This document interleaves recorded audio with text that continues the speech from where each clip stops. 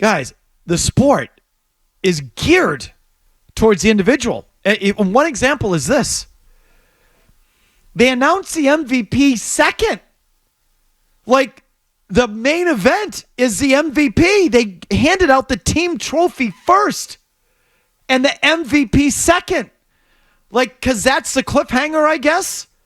Or that's the bigger moment? Like, the bigger thing goes second. I've never even considered that before. In any other sport, does that happen? In hockey, they give you the Conn Smythe, and then they hand out the Stanley Cup and they skate around with it. They don't hand out the Stanley Cup first and then say, here's the MVP. In baseball, when they give the AL and NL MVP, do they do that after? I think they do. Yeah, I think do they? I think they do in the NFL as well. Do they? Yeah. I think they do. That's ass backwards to me. Yeah, I mean, No, I don't think so. No, to me, it's sequential. Like, you give the team trophy first. No. So when you say it's the main event, I sort of look at it as, I don't feel that way watching it. I don't. I feel like they then name the MVP after they present the team trophy. Like, I feel like the first thing is the main meal and the second one's dessert. Do I have this all backwards? I mean, you guys. I mean, they give the Conn Smythe first in hockey. I'll take your word for it. I don't remember. But I know in the other sports, it almost... No, someone tell me, please. No, there's no way they put out the Conn Smythe before they're skating around. They with give them the Stanley cup. They kiss the cup. They all start handing it off and skating around with it. Then they don't stop and say, wait a minute. Here's the MVP. They get that crap out of the way first. And here's the team trophy. Then everyone skates around with it. What are you talking about? So I'd have to go back and look. I don't remember. This struck me last night. It's like, why is the MVP second? No, I think it usually is in every other sport except hockey then. Either way. But go with it. I mean, again, I look at it differently. Believe me, I plan to. I look at shock. I don't like. I need to tell you. I look at it differently than you do. I look at it as once the main event's out of the way, they go to the dessert. Yeah. Like the big pop is the big trophy for everyone. The MVP is the cigarette afterwards. No, the cigarette. You have it. The MVP's foreplay. The trophy and the team celebration is go time. Well, it should be. It should be. The MVP, the individual thing is just a little warm up, okay? And then you hand out the trophy for the team. So I guess I just don't pay attention to the thing in other sports. It just sort of struck me last night like the MVP thing was the featured event, or maybe that's because the game was such a nothing from a competitive standpoint. The only thing that was in the balance was who was going to win that MVP, and it really felt like it was Tatum's night because by the time we got there, and this is my point, both on the floor and off, it was like he was the featured guy. In the second half, I felt he was really ball dominant, more so than usual. I thought he was hunting it, and I thought Brown was too. I think like they both kind of were, chasing the thing. They both went 1 for 6 in the third, but it just felt to me like Tatum was really more doing that thing. In the second half, Tatum had 13 shots. Brown had 9. Jaylen Brown was 1 of 9 in the second half. Tatum was 5 of 13. They were 0 for 7 combined from behind the line in the second half, and I think they were both hunting the thing. But Tatum had the ball in his hands for most of it. Then when the game ends, the walk-off interview goes to Tatum, which is like the big one. That's the big featured moment there. Broadcast still on. They didn't even go to commercial. It's Tatum's moment. The camera's on him with the confetti in the moment with Deuce. You see that? Oh, yeah. His emotion. And I thought his emotion was great. Like whether it was genuine or not, I don't even care. I thought it was great television. Head in his hands and overcome with emotion, and his kid runs up to him and he grabs his kid and he tosses his kid in the air, and there's that great camera shot of him tossing the kid in the air with the confetti everywhere, and then he's the walk-off interview. And then they go to commercial, and what do we get? Did you see this, Mazz? Were you watching this? No, I was watching, but I didn't see this, I don't think. This struck me right across the face. They go right to commercial, and the first commercial out of the shoot. Did you not see this? I guess I You wasn't people paying are looking attention. at me like I'm talking Swahili. Am I the only one that noticed any of this stuff? I noticed it. It was late. I'm half paying attention at that point. You guys, you'll fall asleep? Or I feel like I'm talking French. Am I making any of this up? No, so I did No. change rooms at this point. I probably You're the sane one here. because I went to turn on the post-game interview. This was the only interesting part of the night. It was a 20-point lead at the end of the first quarter. That's when you do your chores. Well, to you. Like the post-game stuff is like, this is when it gets real. To me, anyway. So again, I'm the a-hole. But either way, so Tatum's, I think, stat humping in the second half. He's ball dominant in the second. He's chasing the MVP. The camera's fixated on him post-game. He's the post-game walk-off. Even though Brown's the MVP, Tatum gets the Lisa Salters walk-off.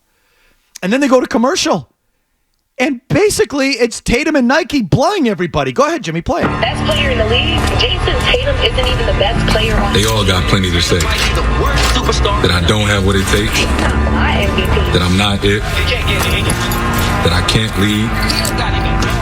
Can't close. Can't win it all. Well, maybe they'll stop talking now. Then again, maybe it's best they don't.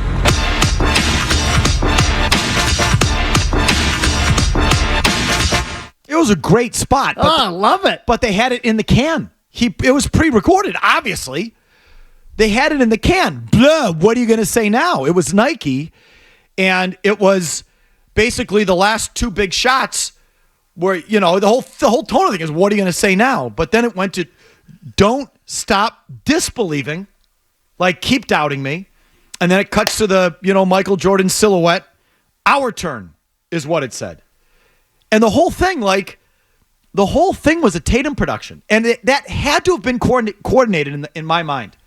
Because Nike and Air Jordans and, Tatum's brands probably advertise a crap ton with ABC. Jaylen Brown is not nearly as heavily endorsed. So there's a ton of Jayson Tatum endorsement money there that's probably flowing into ABC and ESPN. And it was probably a coordinated effort.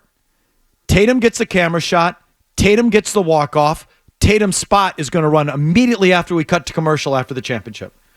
And Jayson Tatum gets to have his own personal moment there on the marquee. Don't stop disbelieving. Our turn, Like, it was all geared for Tatum. And he even win the MVP. Like, I don't know. The whole thing sort of fascinated me. Oh, no, listen, I think ABC thought Tatum was going to win it. I think with the way Game 4 went down, and in the middle of the series, I told you, I thought Brown sort of took command of it about 3 games in. But that's not even my point. Well, what is your point? Tatum bought it. Tatum and his endorsers bought the moment. It was bought and sold. I mean, you tell me. I mean, Tatum's all over the place. The SoFi thing, Nike. I mean, he's got a million of them. I can't remember exactly how many were that I saw him in the game, but SoFi for sure, and Nike. And there's probably more. Was Jaylen Brown in one commercial during the game? Not that I recall. Or during these finals? Not that I remember. He's having nearly the marketing. So Tatum's all over the place. But that's always been true. Corona. Yeah. Right. And I think that's been true throughout the finals. Yeah. Exactly. And so I think his moment sort of bought and sold. I mean, that was the big one. Who was it that said the thing in the middle of the playoffs about how, it's Stephen A. Smith. This is why Jaylen Brown doesn't have any endorsement deals. Because everybody says he's a know-it-all and a pain in the ass or whatever. He's just not as marketable as Tatum. Right. That's the deal. But I think that, well, go ahead. What's your point? I don't know if I have one. Other than that moment was bought and sold. And it was really Tatum-centric. And I guess Jaylen Brown's cool with it. But make no mistake, the whole thing was centered around Tatum. Oh, it definitely was. And he wasn't even the MVP. And when people talk about it being Tatum-centric or too Tatum-centric or Tatum and the Tatumettes or whatever, and it's all about Tatum, it's geared towards Tatum, that's the way that thing went down last night. And I think the marketing part of it is part of it. That was bought and sold. He got the moment. And he wasn't even the MVP. He kind of was disappointing. I just find it interesting that you're surprised by this. Because all year long you've been saying he's got all these ads. Nobody's more marketed than Jayson Tatum, and it's been happening all throughout the finals. And I don't know. Now it's a surprise. I don't know if I've ever seen it quite this bad. And I'm not saying it's surprising, but I don't know if I've ever seen it this bad. Where like the Super Bowl's in the books, and Brady has a pre-recorded, in the can, ready to go commercial that says, suck it. It's basically what that was. I've never seen that before. I'm going to Disney World, but that's done live on the field. Like, in the can, ready to go, pre-recorded commercial that says, look at me now. That's what that was. First one right out of the chute. I don't know. I found it interesting. I guess you didn't. Anyway. If you like that clip, check out more videos from Felger and Mazz here. For more Celtics analysis and opinion, hit this playlist.